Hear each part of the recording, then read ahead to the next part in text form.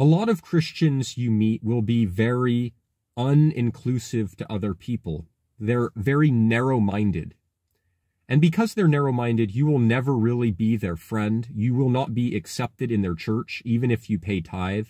Most likely you will get the boot from their church because you don't align with their biblical principles. For example, if you want to live a homosexual lifestyle, you'll be rejected by them. They don't love you as you are. If you come out as a transgender, most likely they will reject you because you think differently than they do.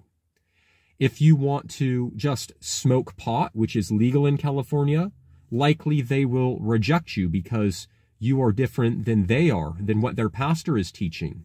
Maybe their pastor is teaching against drugs and alcohol, and all you do is smoke pot once in a while, and you drink a few beers, and they just pass their judgment on you. Churches like this lose a lot of members. And the reason why the American church is doing so poorly is because they disinclude a lot of people from their church. Now, there are some churches that are very inclusive. They allow homosexuals and transgenders. They're very loving. But there are still a lot of churches that will simply reject you because you are different. And they lose members all the time because of this. Now, I also left the organized religion, never to go back. But it wasn't because I wanted to live a homosexual lifestyle. It wasn't because I wanted to go out and get drunk or smoke pot.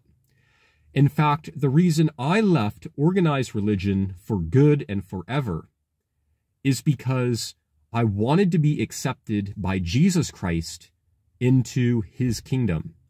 I could care less about what people think of me, because I know when I die, I will stand before a holy God, and he will either say to me, "Away from me, you who commit lawlessness," or he will say, "Enter into my kingdom, my servant who has done my will." So I could care less if the pastor rejects me or if he accepts me for having correct theology.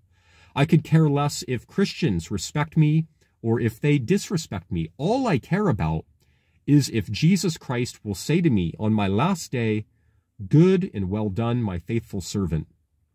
Now, when I was in church as a paid pastor, I started to get revelations from Jesus. And what he was telling me about church is that church was like a whorehouse. Now, how is it like a whorehouse?